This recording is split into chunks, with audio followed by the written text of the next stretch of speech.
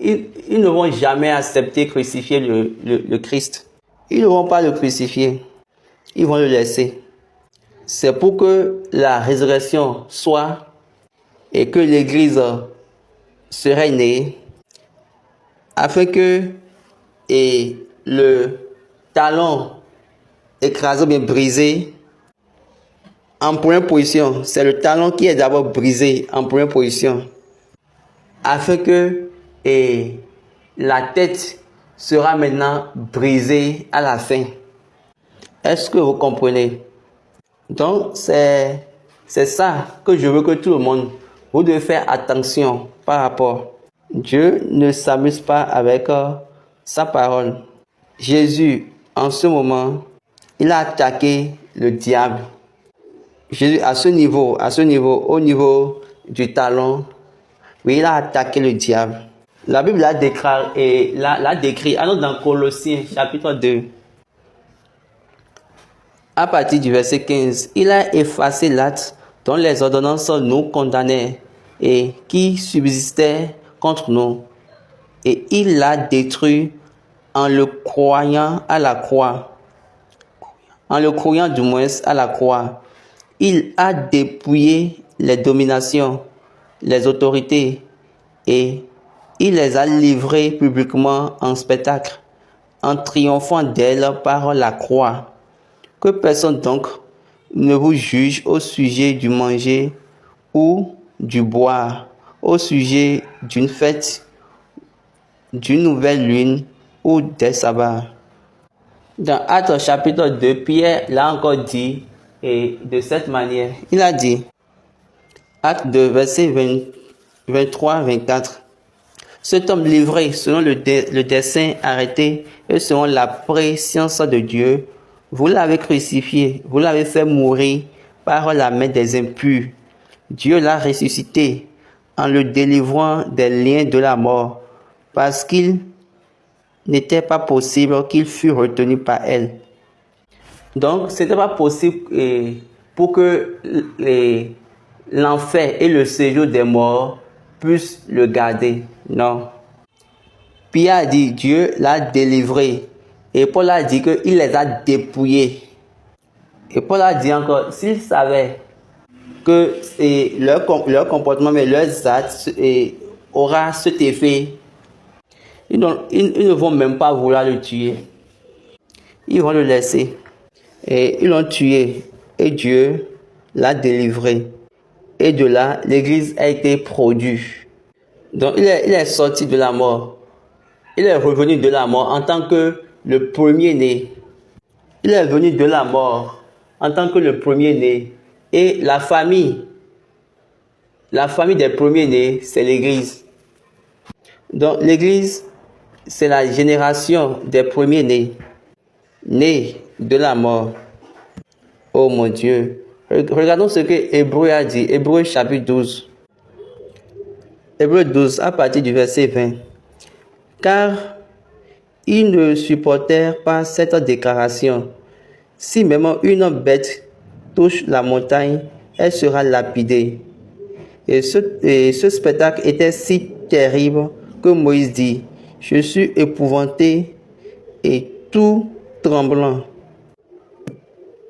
Mais vous vous êtes approchés de la montagne de Sion, de la cité du Dieu vivant, la Jérusalem céleste, des myriades qui forment le cœur des anges, de l'assemblée des premiers-nés inscrits dans les cieux, qui juge, du juge qui est le Dieu de tous, des esprits des justes, parvenus à la perfection.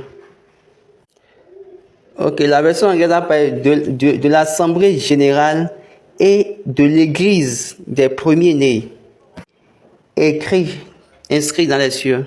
Donc écoutez, l'église des premiers-nés, inscrit dans les cieux. Pourquoi c'est l'église des premiers-nés? Quand on dit premier-né, c'est par rapport. Pourquoi on a dit que c'est l'église des premiers-nés?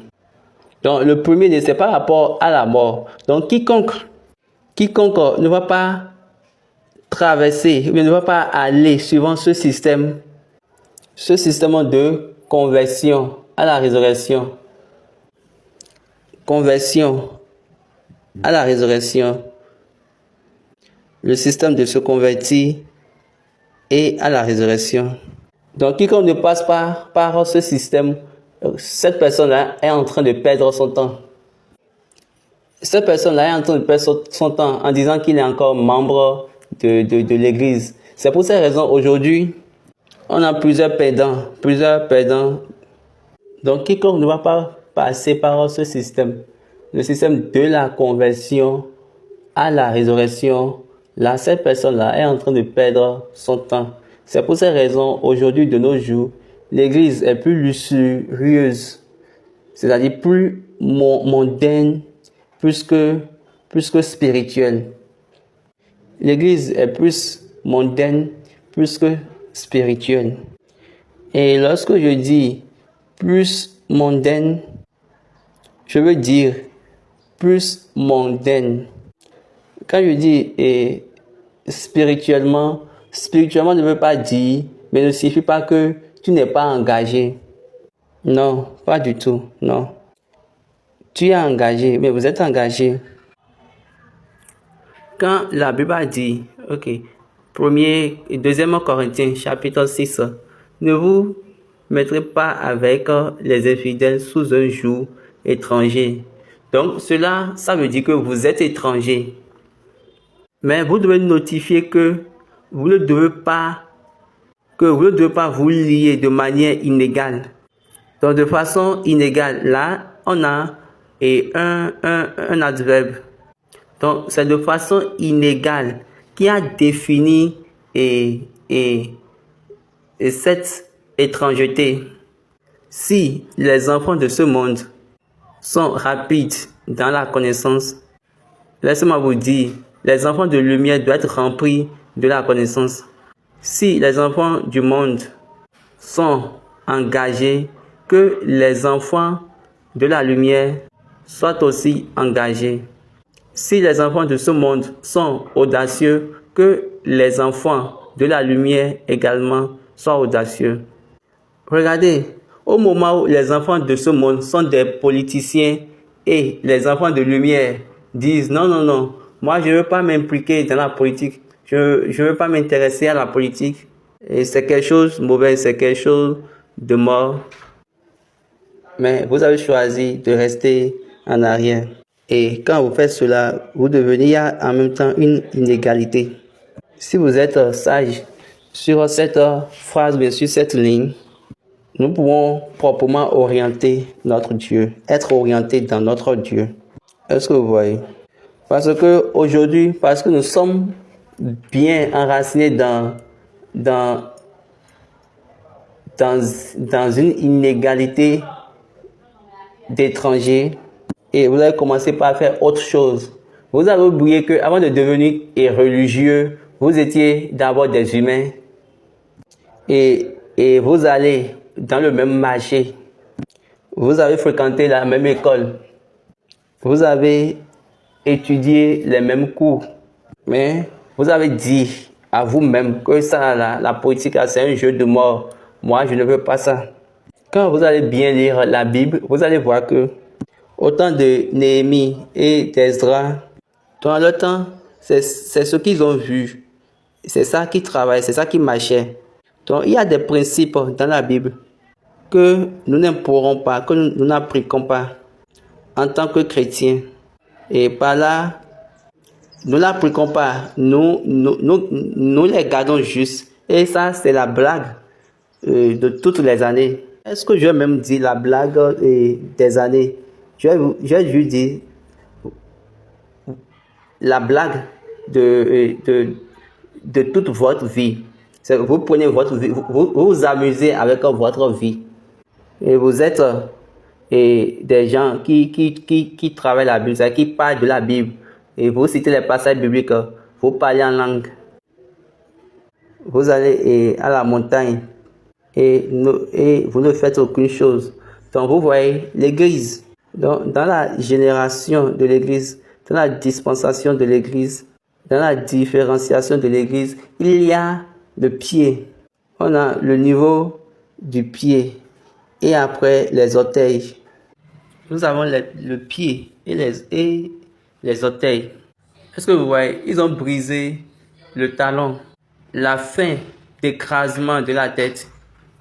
Excusez, la fin d'écrasement du talon. C'est pour ces raisons Dieu a enlevé Moïse et ne l'a pas permis d'aller sur la terre promise. C'était Moïse qui a encore réécrit l'histoire en brisant la tête de Jésus. Et aujourd'hui, les chrétiens nomment cela ici, cela que ce qui vient, les bénédictions de Jésus, les bénédictions qui viennent de Jésus, d'abord, le premier c'est la tête. Je vous dis, ça, ce n'est pas selon l'évangile de Dieu. Le premier évangile de Dieu a été prêché ou bien a été déclaré au serpent, au diable, en présence de l'homme. Le premier évangile, c'est l'évangile que nous appelons la bonne nouvelle. Adam et Ève n'ont jamais su qu'ils ont une postérité. Parce que la seule chose qu'ils avaient, c'est le jour où vous allez manger le fruit, vous allez mourir certainement. Donc c'était la seule chose qu'ils avaient.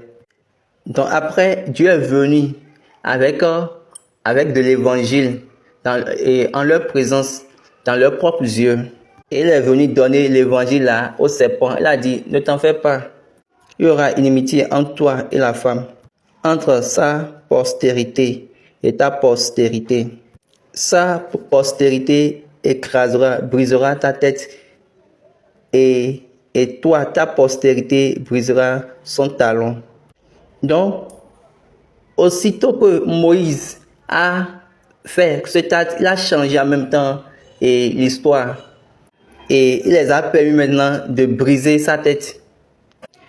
Donc, quand Jésus était de retour, après la résurrection, il n'a même pas compté la tête dedans. Il a dit, regardez-moi. Il a juste montré ses mains et ses pieds. Il a dit, main et ta main dans ma côte. Et voici, quand vous allez voir Jésus, Jésus n'a pas dit, ok, regarde ma tête. Non. Parce que la tête là ne faisait pas partie du témoignage de Dieu. Ça ne faisait pas partie du témoignage de Dieu. Cependant, Dieu a amené cela parce que la tête doit être brisée. Ça fait partie du système et rien ne pourra changer la parole de Dieu. Dieu va toujours demeurer fidèle. Au moment où Moïse a tapé le rocher, il a tapé, Wachal est venu. Dieu a dit en même temps, tu ne m'as pas sanctifié. Regardez bien cette phrase, tu ne m'as pas sanctifié pour pouvoir me croire. Et tu as fait ça devant le peuple. Pour cette raison, tu ne peux plus aller à la terre promise. Vous savez que Moïse a insisté, il a prié, il a supplié. Et Dieu lui a dit, la prochaine fois que je vais t'entendre faire plutôt cette même prière, tu vas comprendre ce que cela signifie. Dieu a dit, parce que je vais retirer ton nom. Je vais retirer ton nom de mon livre. Le même livre que Moïse prend pour pouvoir tirer avec Dieu. Dieu lui a dit, si tu fais encore cette prière-là, une prochaine fois, je vais retirer ton nom. Quand Moïse a entendu cela, il a gardé sa bouche. Notez ceci, quand vous avez l'instruction de Dieu, la sagesse vient en première position. La vigilance et la diligence suivent. Donc, c'est pas ces deux. Ok, je peux dire, c'est pas ces trois. Quand vous venez, vous êtes vigilant, vous êtes diligent et appliquez la sagesse. Donc, vous regardez autour, vous allez voir l'évidence. Et j'ai parlé de la diligence. C'est-à-dire quoi? Vous serez en train de rechercher. Dans la diligence, il faut rechercher. C'est-à-dire quoi? C'est vous qui allez créer la porte dans la sagesse et l'ouverture de la porte dans la sagesse. Et de là, vous avez maintenant l'invitation. Mais malheureusement, si vous arrivez là-bas et vous n'êtes pas vigilant, diligent, vous n'avez pas la vigilance ni la diligence, et si vous n'êtes pas sage, vous allez venir, mais vous allez encore rater. Ou bien vous allez venir, mais vous allez vous cogner au rocher, ou bien vous allez vous cogner au mur. Et une fois comme cela, vous allez maintenant vous tromper. Malgré que vous êtes en train de travailler pour Dieu. Et vous avez dit que vous travaillez pour Dieu et vous êtes en train de souffrir. Excusez, vous êtes en train de souffrir pour Dieu. Non? Donc, ce sont des points que vous devez commencer par marquer. Que vous devez commencer par dégager de telle manière. Donc, Dieu a donné à ces personnes l'église. Il a donné à ces personnes l'opportunité. C'est pourquoi j'ai dit que nous devons être techniques là où nous sommes. Ok. Et ce que nous avons dit au début, c'est que nous allons résumer rapidement ce que nous avons eu à faire. Mais avec ceci maintenant, nous devons commencer par voir officiellement et techniquement les composants et la synergie du système, les composants dans la synergie du système. Autrement dit, vous allez commencer par voir l'organisation du système. Comment ensemble, ils travaillent tous ensemble. Donc, du talon au pied, du pied aux orteils. Et de là maintenant, on a dit Dieu a détaché une pierre de la montagne, une pierre du rocher. Donc, le rocher qui a été affecté et au niveau du talon, à cause du travail, de l'œuvre de Moïse, parce qu'il n'a pas sanctifié Dieu. Donc une partie de ce rocher est venue pour détruire au niveau des orteils. Donc cette chose-là doit arriver avant que l'Église puisse venir. Ok, quelles sont les composantes de l'Église? C'est ce que Apocalypse a dit. Qui sont les membres de l'Église? Alors dans Apocalypse 12. Apocalypse 12, verset 17. Et le dragon fut irrité contre la femme, et il s'en alla faire la guerre au reste de sa postérité, à ceux qui gardent les commandements de Dieu et qui ont le témoignage de Jésus-Christ. Donc, je vais mettre inimitié entre toi et la femme a été accompli. C'est pour cela qu'on a dit que le diable fut irrité contre la femme. Maintenant, on va dire, ok, vous avez ce que Dieu a dit. Maintenant, le témoignage de Jésus-Christ est important pour que l'homme ne soit pas confus. Oui, tout le monde va dire que ce gars-là, moi, je suis je dis les choses contraires. Je contredis. Donc c'est bon, c'est aussi un bon nom pour moi. Et être rébellion, c'est un bon nom. C'est un bon nom pour moi. Parce que je ne veux pas dire la vérité dans le système du mensonge. Non. Malgré que je suis quelqu'un qui contredit, je suis en train de dire ce qu'il a dit. Parce qu'il a dit qu'ils doivent garder le commandement de Dieu et avoir le témoignage de Jésus-Christ. Il n'a pas dit le témoignage de l'homme. Maintenant, écoutez, de l'Ancien Testament au Nouveau Testament, ils ont le commandement de Dieu, mais ils n'ont pas gardé cela. Ils n'ont jamais gardé cela. Ils ont le commandement de Dieu. Donc, à travers le système, Dieu va parler de ceux qui ont gardé son commandement. Dans Genèse, quand Dieu voulait parler d'Abraham, il a dit que Abraham, Genèse verset 26, Genèse 26, verset 5 du moins, parce que Abraham a obéi à ma voix et qu'il a observé mes ordres, mes commandements, mes statuts et mes lois. Donc là, on a vu que Abraham a gardé. Donc, depuis là, Dieu a commencé à chanter. Si vous gardez mes commandements, si vous gardez mes commandements, si vous gardez mes commandements. Oui, Vous avez le commandement de Dieu. La plupart d'entre nous, nous avons le commandement de Dieu. Oui, nous avons le commandement de Dieu. Mais nous ne gardons pas le commandement de Dieu. Pour garder le commandement de Dieu, il faut être sûr que c'est ça qu'il a dit. Ce n'est pas pour moduler, pour modifier ou bien essayer de justifier et d'ajuster. Parce que la plupart d'entre nous, nous ajustons le commandement de Dieu dans les événements et suivant les périodes, suivant les dispensations, suivant les périodes. Nous varions le commandement, mais nous ajustons le commandement de Dieu selon les circonstances, selon les temps. Oui, Dieu va comprendre ça, ça ne dérange pas Dieu. Oui, ça n'empêche, ça ne détruit rien en Dieu.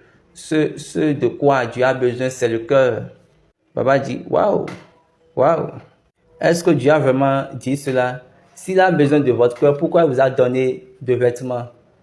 S'il a besoin de votre cœur, pourquoi il vous a donné de soutane? Sinon, vous pouvez venir n'importe comment. Mais plutôt, il a donné. Mais pourtant, il a donné le vêtement, bien la soutane, et suivant un ordre. Donc ça, c'est un commandement. Le vêtement, c'est un commandement. Il les a commandés. Il a donné le vêtement à Aaron. Il a donné la soutane à Aaron, à Moïse, en sachant que lorsqu'il va venir, donc il lui a donné un vêtement. Il a ordonné à Moïse de lui donner l'onction. Et il a fait cela afin que Aaron puisse devenir le souverain sacrificateur. Si on va le voir comme toutes les autres personnes, on va dire que c'est un juif.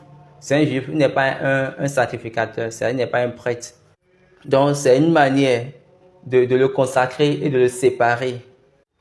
Donc pour exercer ce travail, cette fonction, il faut la consécration et la séparation. Il faut te consacrer et te séparer. Maintenant, vous faites maintenant votre propre onction selon ce que vous désirez. C'est pas pour rien. Quand Jésus est venu, regardons ce qu'il a dit. Il a commencé par donner son propre témoignage aux personnes de la foule.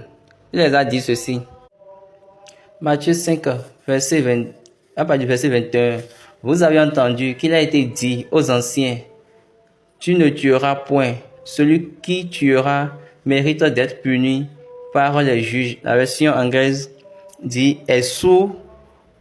celui qui tuera est sous les dangers du jugement. Mais moi, je vous dis que quiconque se met en colère contre son frère mérite d'être puni par les juges. Que celui qui dira à son frère Raka mérite d'être puni par le Sanhédrin. Et celui qui lui dira insensé mérite d'être puni par le feu de la géhenne. Si donc tu présentes ton offrande à l'autel et que là, tu te souviennes que ton frère a quelque chose contre toi, laisse là ton offrande devant l'autel et va d'abord te réconcilier avec ton frère. Puis viens présenter ton offrande. Le verset 27. Vous avez appris qu'il a été dit, tu ne commettras point d'adultère. Mais moi, je vous dis que quiconque regarde une femme pour la convoiter a déjà commis un adultère avec elle dans son cœur. Donc, ces choses sont des écrits du commandement, sont les commandements de l'Éternel. Un dit, tu ne dois pas tuer, tu ne dois pas commettre l'adultère, tu ne dois pas voler. Tout ça sont les commandements de Dieu. Tu ne dois pas mentir. Honore ton père et ta mère. Donc, ce sont les commandements. Et nous le savons tous. Maintenant, Jésus a dit, vous avez appris qu'ils ont dit que vous ne devez pas commettre l'adultère. Maintenant, qu'est-ce que lui, Jésus, est en train de dire? Le verset 28. Mais moi, je vous dis que quiconque regarde une femme pour la convoiter a déjà commis un adultère avec elle dans son cœur. Ok, regardons bien. Ici, le témoignage de Jésus est ceci. On a le signe de regard, le signe du regard. Regardez. Le témoignage de Jésus dit, le péché du regard. Regardez, c'est l'adultère. Maintenant, vous dites, regardez, et les gens ont commencé par reformuler cela. Et ils ont commencé par dire, l'adultère signifie adulte. C'est quand deux adultes se mettent ensemble, sans être mariés. Ou bien ils disent, ok, quelqu'un qui s'est déjà marié a maintenant de relation avec une autre personne. Et ils disent que c'est ça et l'adultère. Maintenant, ils reviennent encore, ils disent la fornication. La fornication, c'est le péché entre les jeunes gens. Oui, les jeunes gens, entre les jeunes gens. Ceux qui ne sont pas encore mariés. Quand deux personnes non mariées se couchent ensemble, là, c'est la fornication. Ils disent ces choses-là. Alors que la Bible nous a dit, fuyez la fornication. Il n'a pas dit que la Bible a dit, et les jeunes fuyez et la fornication. Et cela signifie que vous prêchez votre propre témoignage. Et vous les jeunes également, vous recevez les témoignages des hommes. Allons dans Ésaïe et regardez ce que Dieu a dit. Ésaïe 29, verset 13. Le Seigneur dit, quand ce peuple s'approche de moi, il m'honore de la bouche et des lèvres, mais son cœur est éloigné de moi, et la crainte qu'il a de moi n'est qu'un précepte de tradition humaine. Donc on dit, la crainte qu'il a de moi n'est qu'un précepte de tradition humaine. Précepte de tradition humaine. Donc, vous croyez aux hommes et vous prêchez l'homme pour Dieu. Maintenant, oui, les hommes vont croire. Est-ce que vous avez une fois envoyé les hommes vers Dieu? Une seule fois? Excepté sur ce plateau. Ici, nous vous disons, allez vers Dieu. Retournez ça à Dieu.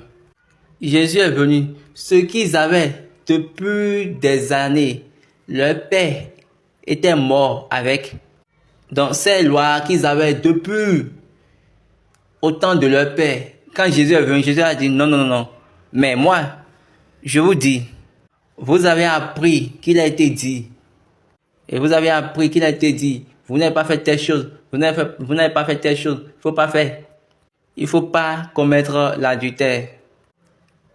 C'est ça qui a été dit. Mais si vous convoitez, c'est déjà l'adultère. Lisons encore Matthieu 5, verset 27. Si vous avez appris qu'il a été dit, tu ne commettras point d'adultère. Mais moi, je vous dis que quiconque regarde une femme pour la convoiter a déjà commis un adultère avec elle dans son cœur. Si ton œil doit être pour toi une occasion de chute, arrache-le et jette-le loin de toi, car il est avantageux pour toi qu'un seul de tes membres périsse et que ton corps entier ne soit pas jeté dans la géhenne. Et si ta main droite est pour toi une chute, une occasion de chute, coupe-la et jette-la loin de toi, car il est avantageux pour toi qu'un seul de tes membres périsse et que ton corps entier n'aille pas dans la géhenne. Le verset 31, il a été dit que celui qui répudie sa femme lui donne une lettre de divorce. Mais moi, je vous dis que celui qui répudie sa femme, sauf pour cause d'infidélité, l'expose à devenir adultère, et que celui qui épouse une femme répudiée commet un adultère. Mais la version anglaise a parlé de la fornication. La version anglaise a dit, mais moi je vous dis que celui qui répudie sa femme, sauf pour cause de fornication et non d'infidélité. Maintenant, là, ici, nous sommes déjà dans le mariage.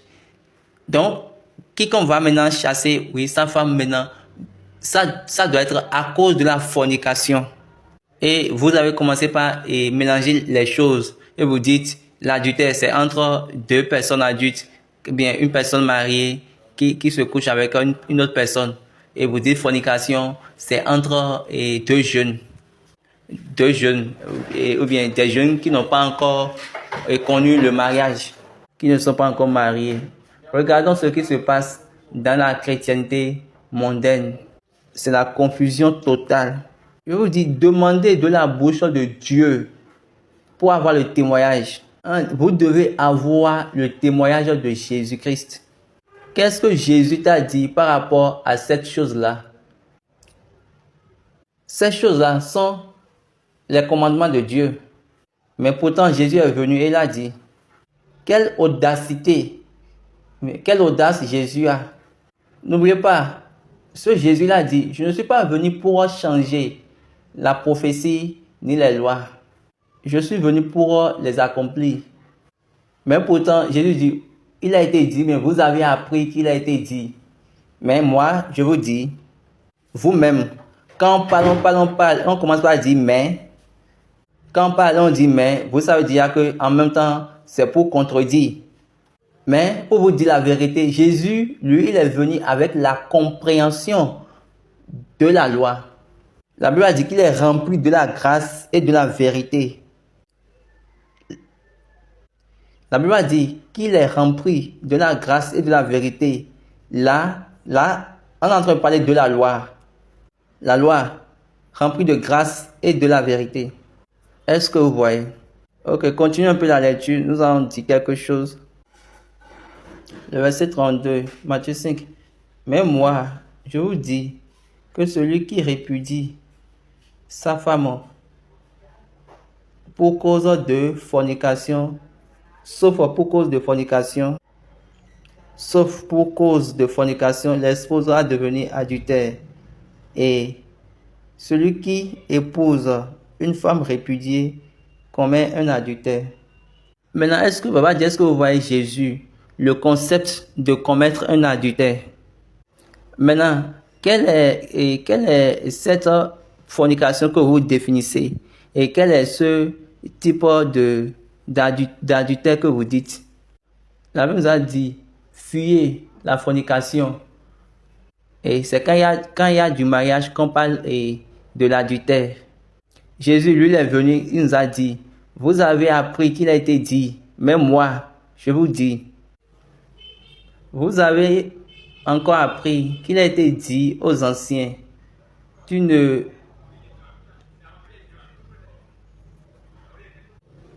te parjureras point, mais tu t'acquitteras envers le Seigneur de ce que tu as déclaré par serment. Mais moi, je vous dis de ne pas jurer aucunement, ni par le ciel, parce que c'est le trône de Dieu, ni par la terre, parce que c'est son marchepied, ni par Jérusalem, parce que c'est la ville du grand roi.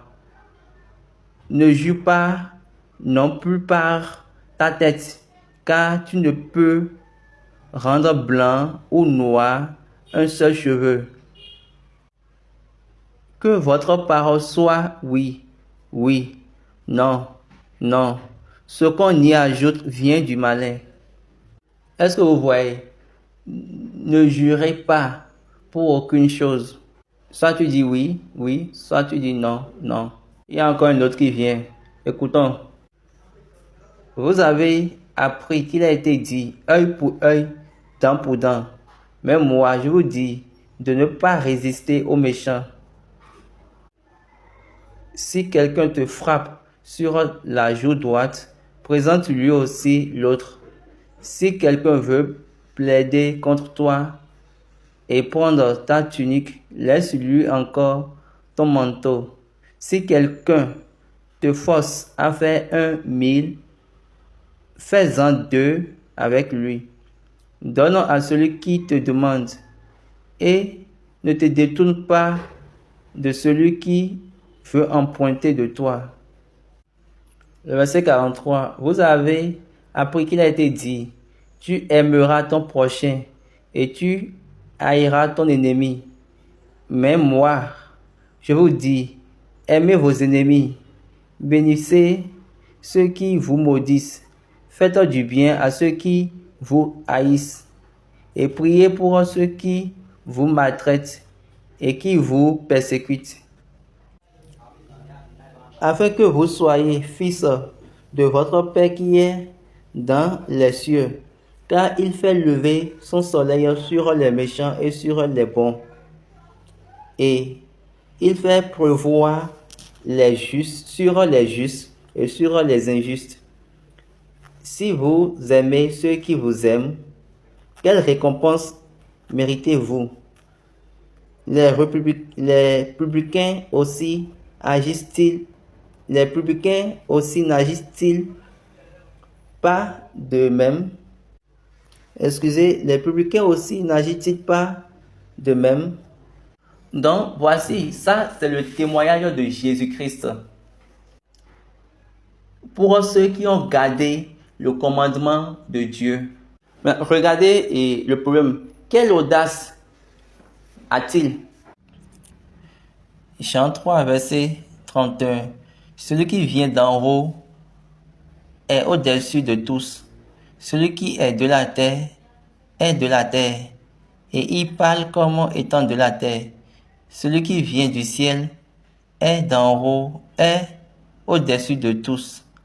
Il rend témoignage de ce qu'il a vu et entendu, et personne ne reçoit son témoignage. Donc, c'est ce qu'il a vu, c'est ce qu'il a entendu, c'est ça qu'il est en train de témoigner, et personne ne veut recevoir son témoignage. Est-ce que vous voyez? Donc, il est en train de témoigner ce qu'il a vu. D'autre part, Jésus a dit que le Fils ne peut faire aucune chose excepté ce qu'il a vu le Père faire. Lisons Jean 5, verset 19. Jésus reprit donc la parole et leur dit, en vérité, je vous le dis, le Fils ne peut rien faire de lui-même. Il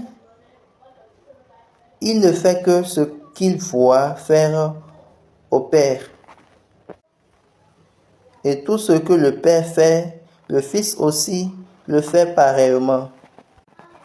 Car le Père aime le Fils et lui montre tout ce qu'il fait.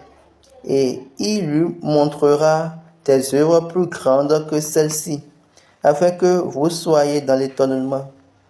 Car comme le Père ressuscite les morts et donne la vie, ainsi le Fils donne la vie à qui il veut. Donc Papa dit, il voit le Père faire, et quand le Père fait, lui-même il le fait. Donc le système dans les cieux, le système de l'éternité, c'est ce que tu vois le Père faire, c'est ça que tu dois faire. Et c'est ça qui va faire que la volonté du Père sera établie.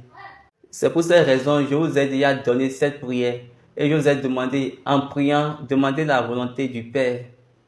Notre Père qui est aux cieux, que ta volonté soit faite, que ton règne vienne. Notre Père qui est aux cieux, que ton nom soit sanctifié, que ton règne vienne, que ta volonté soit faite. Donc ici, la volonté soit faite sur la terre comme elle est dans les cieux.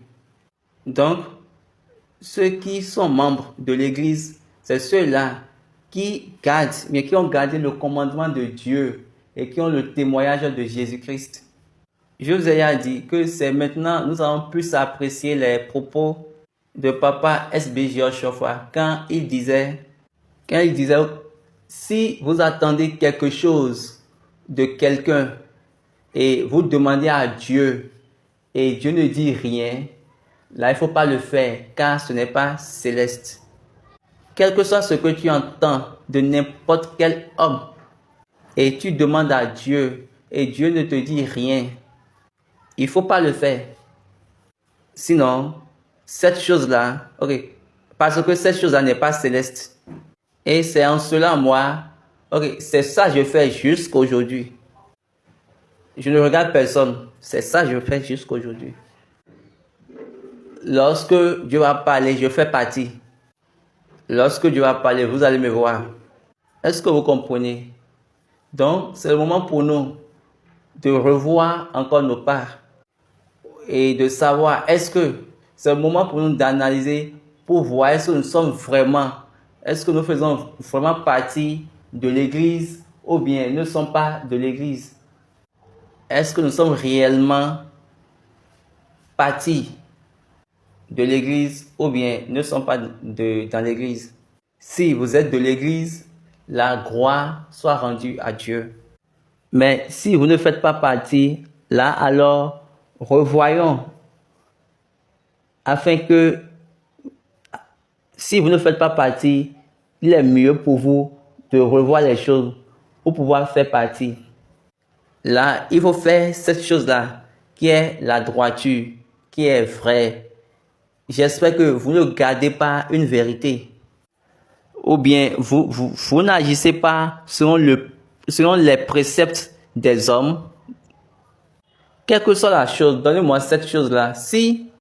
Quelle que soit la chose, si vous ne recevez pas la parole de Dieu en ce qui concerne cette chose-là, là, je vous dis, la crainte que vous avez pour Dieu, ça vient des préceptes, des traditions humaines. Les hommes qui vous ont enseigné, ceux qui vous ont enseigné sont des humains comme vous. La différence est qu'il y a l'Esprit de Dieu élevé. Et de plus, ils doivent être des gens envoyés. Donc, ils doivent maintenant vous envoyer pour que vous devez être dedans en tant qu'adoptés. Afin que vous également, vous allez prendre part avec eux en esprit. Maintenant, si c'est eux, l'esprit, qui vous conduit, là, ils vous trompent. Vous êtes trompé déjà. Si vous ne pouvez pas être conduit par l'esprit directement, bien, vous savez, ici des passages pour vous. Ok, demandez à cet esprit-là, est-ce que toi, tu es inclus dans l'église? Ou bien, toi-même là, tu n'es même pas encore dans l'église. Maintenant, donnez la réponse à vous-même. Moi, je vous le dis toujours, allez demander à Dieu. Allez demander à Dieu. Ok, Ademola encore dit telle chose. Dieu, si cette chose-là qui est en train de dire vient de toi, montre-toi fidèle et donne la vérité. Et viens dire la vérité. Parce que moi, le Dieu que je connais, le Dieu que j'ai adoré pendant toutes mes années, c'est un Dieu qui ne change pas. C'est un Dieu qui est fidèle en toutes choses. Et en ce Dieu-là, on n'a pas la variabilité ou bien la modification, ou bien le changement. Non. C'est le Dieu-là que moi je connais et toutes mes années, que j'ai connu pendant toutes mes années. Donc c'est mieux pour vous en ce moment de savoir exactement dans quoi vous êtes. Et en plus, vous devez également savoir où vous devez rester debout, afin que la lumière ne soit pas éloignée de nous. Ok, prions.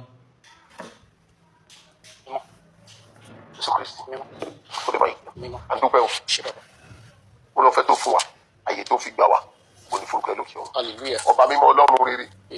Dání ìpinnu ìfẹ́ rẹ̀ làwọn ń fẹ́. Fún ẹ̀rí ìwà láàyè nínú ayé wa. Wá fi hàn fún wa. Àmín lórúkọ Jésù Kristi. Gbọ́wọ́ ẹ̀ sí wa lára. Ìyanu ìfẹ́ gbé wa lọ. Lòtítọ́ ẹ̀rí ẹ̀dì wa mú. Lẹ́kọ̀ọ́ ní fún wa gẹ́gẹ́ bí ọ̀rọ̀ rẹ̀. Ó kì í sọ kó má ṣe. Mú ìyè ìpinnu ìfẹ́ ẹ̀ṣẹ̀ sí wa lára. Àmín lórúkọ Jésù Kristi. Ayé wa lè máa wọ̀ ọ́. Ìmọ́lẹ̀ ìfẹ́ rẹ̀ ó tọ̀ yí wa ká. Ní ìrìn àjò ká máa kọ̀ sí. Wọ́n fàṣẹ sí.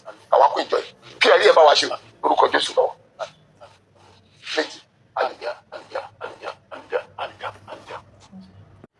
Nous vous remercions de nous avoir joints sur cette plateforme. C'est vraiment un moment exceptionnel en présence de l'Éternel.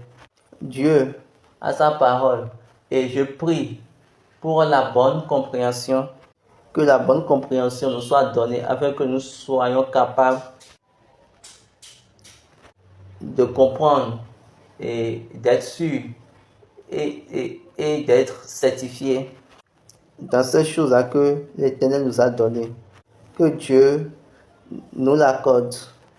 Nous sommes toujours sur la construction du siège national de l'Église du christianisme céleste, Makoko. Nous prions, nous appelons tout le monde à joindre.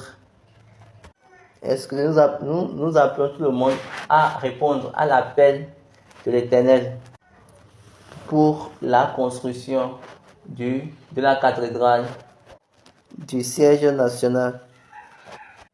Comme il a appelé, donnons notre réponse à l'Éternel. L'Éternel a besoin de 10 000 naira, de 1 million de participants.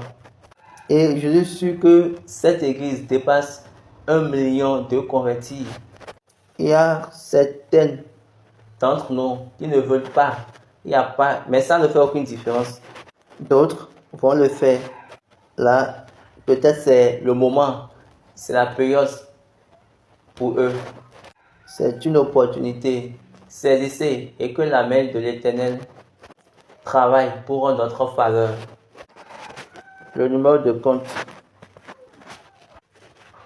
1 0 1 7 1 5 6 3 3 7 1 0 1 7 1 5 6 3 3 7. C'est le numéro de compte. Le nom de la banque, Zenith Bank. Le nom du compte, Celestial Church of Christ Makoko. Que Dieu soit avec nous. Bientôt, nous allons nous voir encore à Imeko. Je prie.